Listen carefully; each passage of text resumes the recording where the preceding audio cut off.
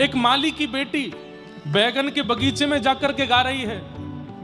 महाप्रभु जगन्नाथ जी मंदिर छोड़ करके आ गए।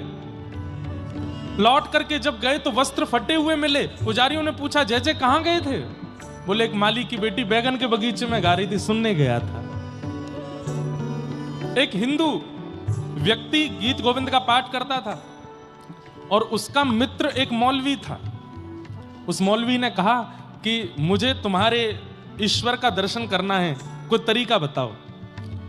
तो उन हिंदू महापुरुष ने गीत गोविंद दिया। बोले, लो इसका पाठ करना, और पाठ करते समय सामने एक आसन बिछा देना, आसन पर थोड़ा जल छिड़क देना, शुद्ध पवित्र, और ठाकुर जी से कहना मैं गीत गोविंद गा रहा हूं, आप आ जाओ। मुस्लिम मौलवी गीत गोविंद का पाठ करते थे। 1 साल निकल गया, 1.5 साल निकल गया, आसन रोज रखते थे, लेकिन अभी तक अनुभव नहीं हुआ। एक दिन इतनी जल्दी में थे कि आसन रखना भूल गए। गीत गोविंद याद हो गया था। घोड़सवारी करते थे तो घोड़े पर बैठ करके गीत गोविंद गा रहे थे। गाते गाते थोड़ी देर में क्या अनुभव करते हैं कि एक श्याम वर्ण का बालक घोड़े के सामने दौड़ रहा है, और सीधे नहीं दौड़ रहा है, उल्टा दौड़ रहा है, दोनों भुजा उठा करके ऊपर। उल्टा दौड़ते हुए उस बालक को देख करके मौलवी ने अपना घोड़ा रोका। अरे बालक, तुम कौन हो और ये उल्टे कैसे दौड़ रहे हो? ठाकुर जी कमर पे हाथ धर के बोले, रोज तो आसन धरे सामने, आज तेने आसन ना लगाया तो चल चल के तेरो गीत गोविंद सुन रहा हूं। मौलवी तुरंत घोड़े से नीचे उतर गए, हाथ जोड़ लिए, दंडवत प्रणाम किया। बोले, आप हिंदुओं के नाथ हो? नहीं, हम जगत के नाथ हैं, हम जगन्नाथ हैं, हम सबके नाथ हैं। हिंदुओं के नाथ नहीं है, हम सबके नाथ हैं। हम जीवों के भी नाथ हैं, हम मछलियों के भी नाथ हैं, हम आकाश में उड़ने वाले पक्षियों के भी नाथ हैं। इसीलिए तो नाम जगतनाथ है, जगन्नाथ है। कोई हिंदू नहीं, कोई मुस्लिम नहीं, कोई ईसाई नहीं, कोई कुछ और नहीं, सब मेरे हैं। इसीलिए भले ही मंदिर में अलाउ नहीं है सबका जाना, नियम है जगन्नाथ मंदिर में कि गैर हिंदू प्रवेश नहीं कर सकते। अब लोग बाग इस पे प्रश्न उठाते हैं, ये कैसे जगन्नाथ जो किसी और को आने नहीं देते? अरे भाई, इसलिए जगन्नाथ है क्योंकि एकमात्र ऐसे ठाकुर हैं जो मंदिर से बाहर भी तो आते हैं सबसे मिलने के लिए। साल के वह 15 दिन जब ठाकुर जी मतलब ऐसा कह रहे हैं, तुम मेरे पास क्यों आ रहे हो? तुम चिंता मत, घर में जाके आराम करो, घर में जाके तान दुपट्टा सो, प्रतीक्षा करो मेरी। एक दिन मैं बाहर निकल के आऊंगा, तब मेरा दर्शन कर लेना। तुम मेरे घर क्यों आ रहे हो? मैं आ जाऊंगा बाहर। सबको दर्शन देते हैं ठाकुर जी, चाहे मुस्लिम आ जाए, चाहे अंग्रेज आ जाए, चाहे कोई भी आ जाए, सबके लिए महाप्रभु जी निकल करके आते हैं। ऐसे जगन्नाथ महाप्रभु, उन्हें गीत गोविंद अति प्रिय है, अति प्रिय। महाराज जी जानते हैं, आज भी जगन्नाथ महाप्रभु गीत गोविंद हृदय से लगा करके सोते हैं रात्रि में, इतना प्रिय है। इसलिए कम से कम कटनी वासी, विजय राघवगढ़ वासी और इस क्षेत्र के निवासी जगन्नाथ प्रभु के लिए इतना तो कर सकते हैं कि गीत गोविंद याद कर लीजिए। संस्कृत में है लेकिन याद कर लीजिए और जाकर के सुनाइए जगन्नाथ जी को। और नहीं जाके सुना सकते तो अपने घर में बैठ के सामने आसन रख दीजिए और बस आवाहन करो, ठाकुर जी आ जाओ, आप हमें याद करेंगे। गीत गोविंद के पाठ के बीच में आपको अनुभव होगा कि सामने कोई बैठा है और सुन रहा है। ऐसा ये गीत गोविंद है। अरे कौन कहता है कि ठाकुर जी का अनुभव नहीं होता? भगवान का केवल नाम और कथा सुना दी जाती है, भगवान दिखाई नहीं देते, भगवान का अनुभव नहीं होता। मान के तो देखिए हमारी बात, महाप्रभु जी का अनुभव होगा आपको। सूरदास जी महाराज को नेत्रों से दिखाई नहीं देता, देख नहीं सकते वो दुनिया को, लेकिन महाप्रभु श्रीमन वल्लभाचार्य जी महाराज की ऐसी कृपा, जिस दिन से दीक्षा प्रदान की, ब्रह्म संबंध प्रदान किया सूरदास जी को, बिना नेत्रों के सब कुछ अनुभव करते थे। प्रसिद्ध कथा है कि मंदिर में सूरदास जी जाते थे और ठाकुर जी की जैसी पोशाक होती थी वैसा भाव गा के सुना देते थे। आज ठाकुर जी ने नीली पोशाक पहनी है, आज ठाकुर जी ने गले में सोने के हार पहने हैं, आज ठाकुर जी ने ऐसा मुकुट पहना है। पुजारी जी बोले, ये सूरदास जी रोज ये कैसे बता देते हैं कि क्या पहना है ठाकुर जी ने? खूब सबको कह दिया, इनको कोई बता देता है, कोई बताना नहीं। सब प्रयास कर लिए लेकिन फिर भी वो बता देते आज ठाकुर जी ने क्या पहना है। एक दिन पुजारी जी बोले, आज मैं वस्त्र ही नहीं पहनाऊंगा ठाकुर जी को। ये रोज आके गा देते हैं नीला वस्त्र पहना है, आज श्वेतांबर है, आज पीतांबर है। आज ठाकुर जी को वस्त्र ही नहीं पहनाएंगे, लंगोटी में ठाकुर जी को खड़ा करेंगे, देखते हैं आज क्या बोलेंगे। सूरदास जी आए, जैसे कपाट खुले, पुजारी जी बोले, आज कैसे लग रहे हैं ठाकुर जी? सूरदास जी तुरंत गाने लगे। आज हरि देखे नंगम नंगा, मोतिन माल गले उर साजे, छवि के उठत तरंगा। आज हरि देखे नंगम नंगा। महाराज जितने दर्शनार्थी सबने प्रणाम किया और पूछने लगे, सूरदास जी हम यहां दो नेत्र वाले होकर के ठाकुर जी का वहां अनुभव नहीं कर पाते, आप बिना नेत्रों के कैसे देखते हो? तब सूरदास जी ने कहा, भरोसो, मेरे पास भरोसा है। किस बात का? मेरे गुरुदेव के चरणारविंदों का। दृढ़ इन चरणन केरो, श्री वल्लभ नख चंद्र छटा बिन, सब जग माही अधेरो। भरोसो दृढ़ इन चरणन केरो। और सूरदास जी एक बात कहते हैं, बहुत ध्यान से सुनिएगा, कि कलयुग में यज्ञ से, तप से, जप से, साधन से भगवत प्राप्ति होगी, इस बात का कंफर्मेशन नहीं है। सतयुग में हो जाएगी, त्रेता में हो जाएगी, द्वापर में हो जाएगी, पर कलयुग में जितना कठोर तप करोगे ठाकुर जी मिलेंगे, कोई गारंटी नहीं है। तो बोले कलयुग में भगवत प्राप्ति का साधन क्या है? तब सूरदास जी कह रहे हैं, साधन और नाहिया कली में, जासो हो तिनवेरो। और कोई साधन नहीं है, केवल एक साधन है, क्या? भरोसो दृढ़ इन। अपने गुरु के प्रति भरोसा कर लीजिए, अपने गुरु के प्रति ऐसा अटूट विश्वास कर लीजिए कि बस यही है सब कुछ मेरे। उसके बाद ठाकुर जी कह रहे हैं कि इस कलिकाल में कुछ मत करो, गुरु के प्रति भरोसा रखो।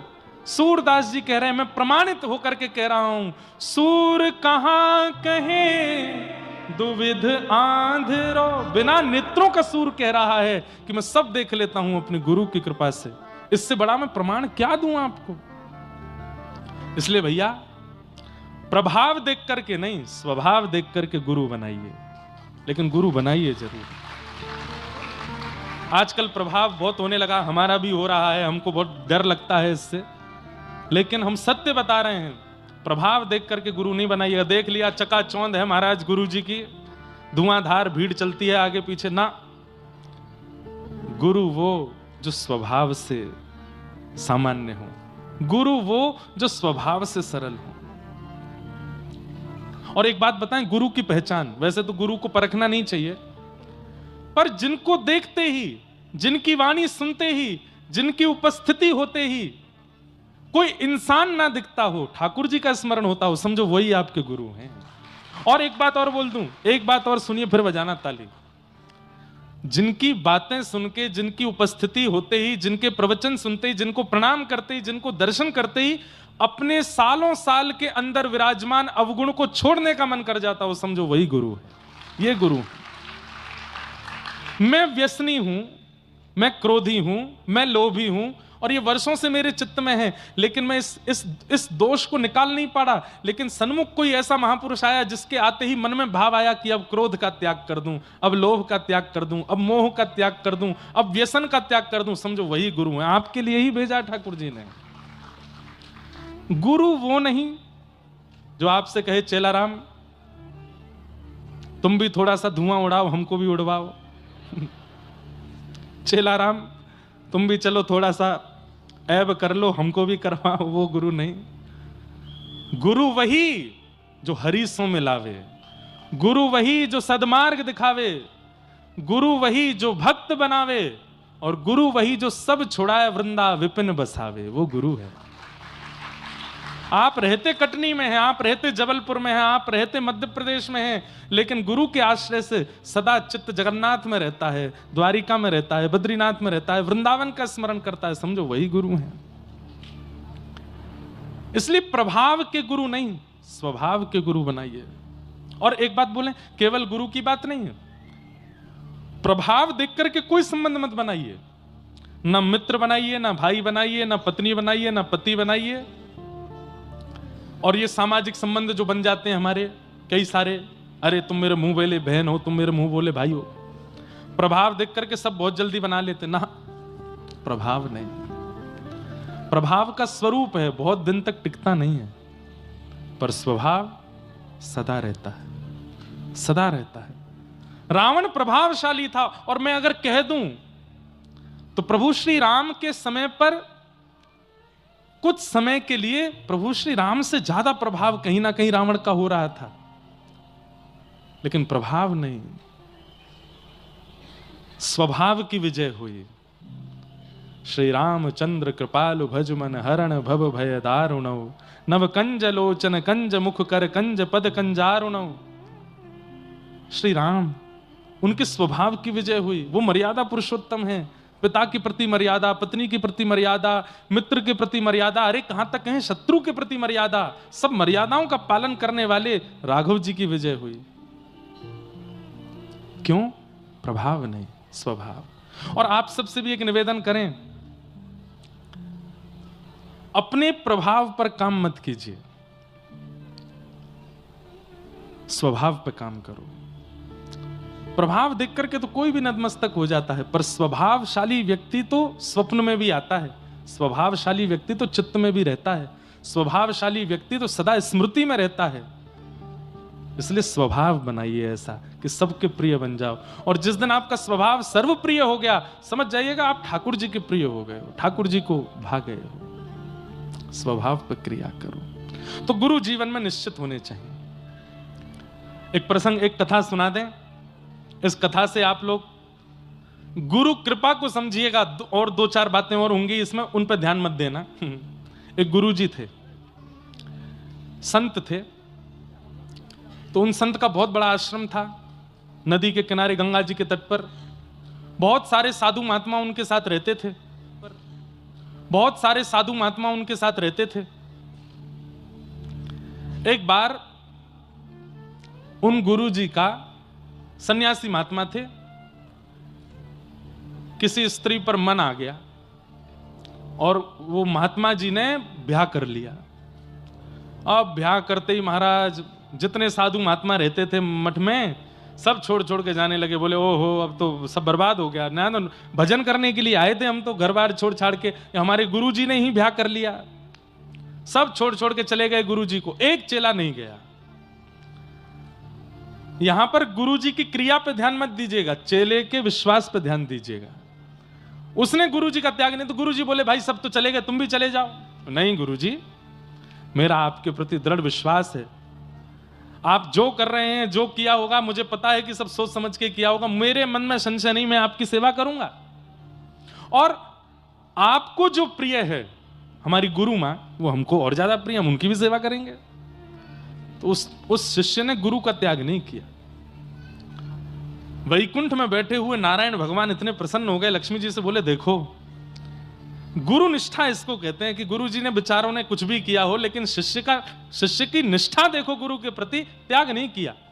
लक्ष्मी जी बोली पर ऐसी, ये भी तो गलत बात है ना, गुरु जी गलत कर रहे हैं। बोले तो भाई शिष्य का शिष्यत्व है, वो तो स्वीकार करेगा, लेकिन हम कृपा गुरु जी पे नहीं करेंगे, शिष्य को जरूर हम वैकुंठ लेकर के आएंगे अपने साथ। ठाकुर जी गरुण जी पे बैठ के पहुंच गए, अर्धरात्रि का समय, और आंगन में जैसे ही गरुण जी आकर के विराजमान हुए, स्वर्ण की तरह चमक रहे हैं गरुण जी, और गरुण के ऊपर शंख चक्र गदा पद्म धारण करके ठाकुर जी बैठे हैं। नीचे खटिया पर शिष्य सोया था, भगवान ने उठाया, उठो। उठ करके उसने जैसे ही देखा, गरुण के ऊपर दिव्य तेजस्वी मणि की तरह चमक रहे नीलांबर श्री नारायण भगवान। हाथ पांव जोड़ के बोले जय जय, आप भगवान? बोले हाँ। आप मुझ पर कृपा करने आए हैं? बोले हम तुमको लेने आए हैं, चलो गरुड़ पर पीछे बैठ जाइए, हमारे साथ वैकुंठ चलो। बोले मेरा पुण्य क्या है, किस पुण्य के आधार पर मिल रहे हैं आप मुझे? बोले तुम्हारे गुरु के प्रति निष्ठा, तुम्हारे गुरु अपने पद से च्युत हो गए, तुम्हारे गुरु ने अनर्गल विचार किए, लेकिन फिर भी तुमने अपनी निष्ठा का त्याग नहीं किया, चलो हम तुमको वैकुंठ लेके चलेंगे, तुम्हारी निष्ठा से हम प्रसन्न हैं। एक बार गुरु जी से आज्ञा ले आऊं? ठाकुर जी बोले हम प्रत्यक्ष तुम्हारे सामने खड़े, साक्षात भगवान तुम्हारे सामने खड़े, अब गुरु जी की आज्ञा लेने जाओगे? बोले कि उन्हीं की सेवा की कृपा से तो आप मिले, तो उनसे एक बार आज्ञा ले लूं कि गुरु जी मैं वैकुंठ जा रहा हूं, नहीं तो सुबह उठ के ढूंढेंगे कहां गया चेलाराम, एक बार बता तो आऊं उनको। ठाकुर जी बोले जाओ बताया हो। अर्धरात्रि का समय, गुरुजी सो रहे थे। गुरुदेव उठे, गुरुजी कहो बेटा क्या बात। आपकी कृपा से, आपके चरणों की कृपा से, आपकी आज्ञा से, आपके आशीर्वाद से मैं वैकुंठ जा रहा हूं। साक्षात शंख चक्र गदा पद्मधारी ठाकुर जी गरुड़ पर विराजमान होकर हमारे आश्रम में पधारे हैं, बाहर आंगन में ठाड़े हैं, मुझे लेने के लिए आए हैं। मैं आपको प्रणाम करके आज्ञा लेके जा रहा हूं। गुरुजी आज्ञा दो, मैं वैकुंठ जाऊं। गुरुजी बोले कहां है भगवान? बोले वो खड़े।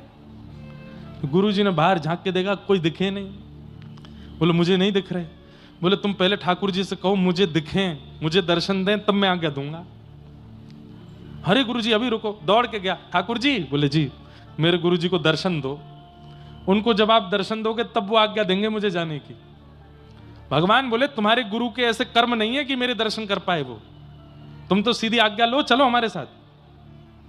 चेला बोला कि नहीं, गुरुजी को दर्शन नहीं दोगे तो मैं भी नहीं जाऊंगा, आप चले जाओ।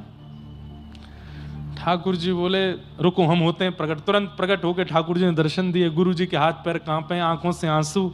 जय हो ठाकुर जी, आपका मधुर दर्शन हो गया, बड़ी कृपा।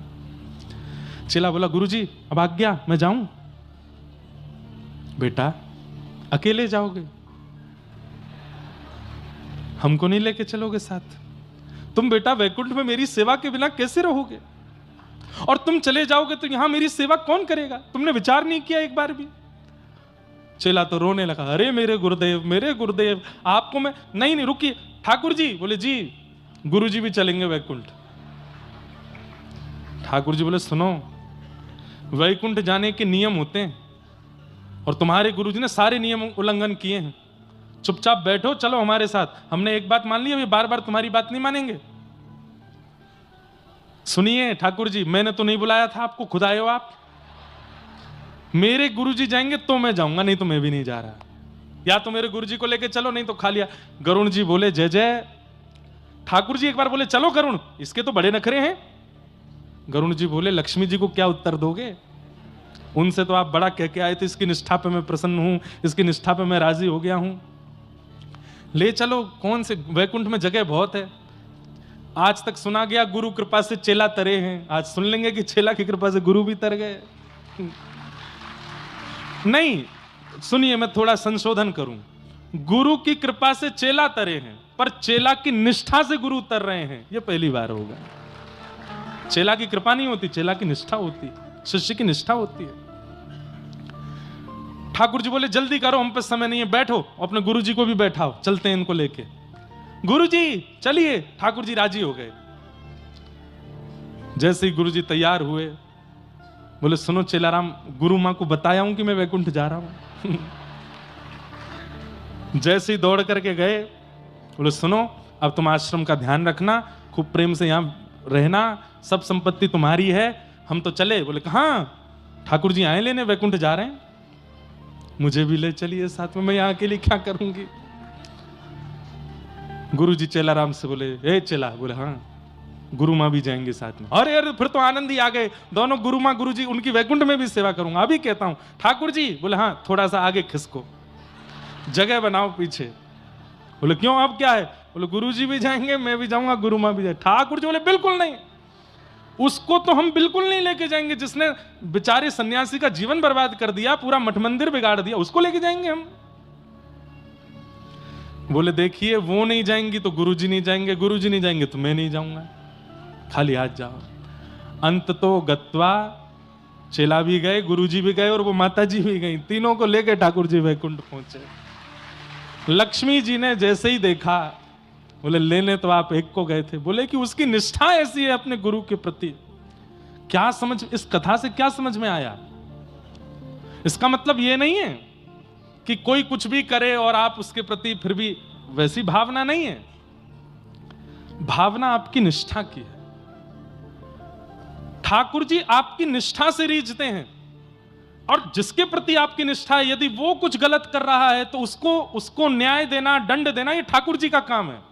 ऐसा नहीं है कि वैकुंठ में जाके उन गुरु जी को दंड नहीं दिया होगा, ठाकुर जी ने निश्चित दंड दिया होगा कि अरे ये भोला भाला शिष्य बेचारा, इसकी निष्ठा से तुम प्राप्त कर लिए हमको, लेकिन तुमको तो दंड मिलेगा। दंड तो ठाकुर जी ने दिया ही होगा, लेकिन फिर भी शिष्य की निष्ठा में कितना बल होता है।